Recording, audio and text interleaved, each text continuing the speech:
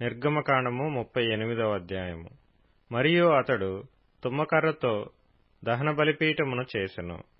దాని పొడుగు 5 మూరలు, దాని వెడల్పు 5 మూరలు, అది చచ్చౌకమైనది. దాని ఎత్తు 3 మూరలు, దాని 4 మూలలను కొమ్ములను చేసెను. దాని కొమ్ములు దానితో ఏకాండమైనవి. దానికి ఇత్తడి రేకు పొదిగించెను. అతడు ఆ బలిపీఠ సంబంధమైన ఉపకరణములన్నిటినీ, అనగా దాని బిందెలను, దాని గరిటెలను, దాని గిన్నెలను, దాని ముండ్లను, దాని అగ్నిపాత్రలను చేసెను.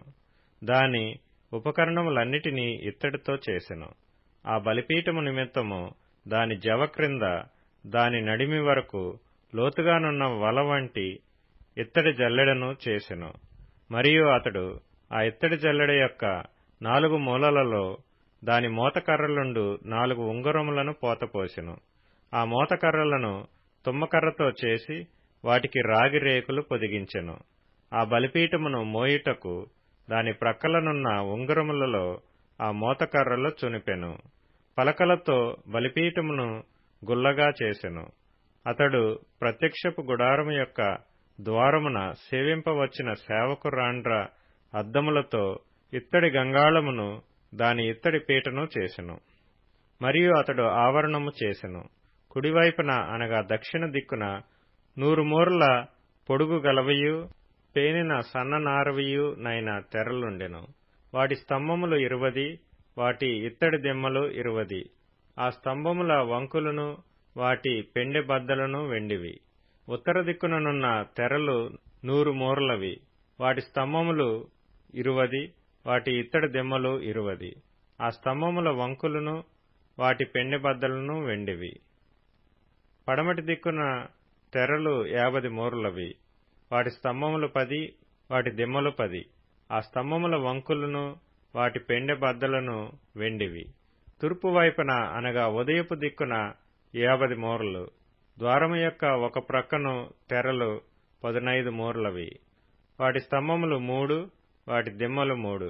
అట్లు రెండవ ప్రక్కను అనగా ఇరు ప్రక్కలను ఆవరణ ద్వారమునకు 15 మూరల తెరలు ఉండెను. వాటి స్తంభములు 3, వాటి దిమ్మలు 3. ఆవరణము చుట్టూనున్న దాని తెరలన్నీయు పేనిన సన్ననారవి. స్తంభముల దిమ్మలు రాగివి. స్తంభముల వంకులను, వాటి పెండె బద్దలను వెండివి. వాటి బోదెలకు వెండి రేకులు పొదిగింపబడెను. ఆవరణపు స్తంభములన్నీయు వెండి బద్దలతో కూర్పబడెను. ఆవరణ ద్వారపు తెర నీల ధూమ్ర రక్త వర్ణములు గలదియు, పేనిన సన్ననారతో చేయబడినదియు నైన బుటా పనిది. దాని పొడుగు 20 మూరలు, దాని ఎత్తు అనగా వెడల్పు ఆవరణ తెరలతో సరిగా 5 మూరలు. వాటి స్తంభములు 4, వాటి ఇత్తడి దిమ్మలు 4. వాటి వంకులు వెండివి. వాటి బోదెలకు వెండి రేకు పొదిగింపబడెను. వాటి పెండె బద్దలు వెండివి. మందిరమునకు దాని చుట్టూనున్న ఆవరణమునకును చేయబడిన మేకులన్నీయు ఇత్తడివి. మందిర పదార్థముల మొత్తము అనగా సాక్ష్యపు మందిర పదార్థముల మొత్తము ఇదే.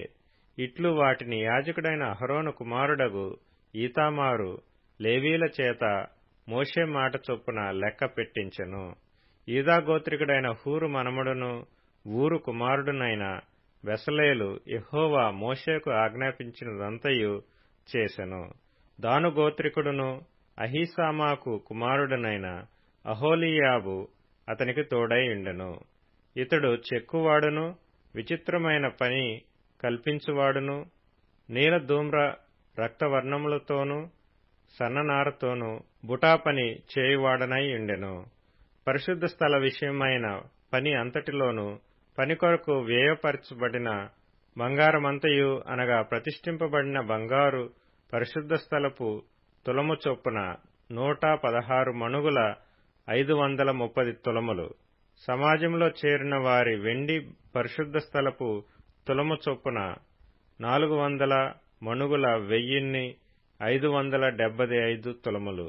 ఈ పన్ను 20 ఏండ్లు మొదలుకొని పైప్రాయము కలిగి లెక్కలో చేరిన వారందరిలో అనగా 6,03,550 మందిలో తలకొకటి అరతులము. ఆ 400 వెండి మణుగులతో పరిశుద్ధ స్థలమునకు దిమ్మలు, అడ్డతెరకు దిమ్మలును, అనగా ఒక దిమ్మకు 4 మణుగుల చొప్పున 400 మణుగులను, 100 దిమ్మలు పోతపోయబడెను.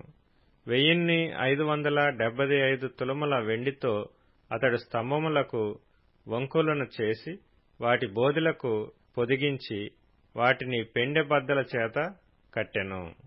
మరియు ప్రతిష్ఠింపబడిన ఇత్తడి 280 మణుగుల 2400 తులములు. అతడు దానితో ప్రత్యక్షపు గుడారపు ద్వారమునకు దిమ్మలను, ఇత్తడి వేదికను, దానికి ఇత్తడి జల్లెడను, వేదిక ఉపకరణములన్నిటినీ, చుట్టూనున్న ఆవరణమునకు దిమ్మలను, ఆవరణ ద్వారమునకు దిమ్మలను, ఆలయమునకు మేకులన్నిటినీ, చుట్టూనున్న ఆవరణమునకు మేకులన్నిటినీ చేసెను.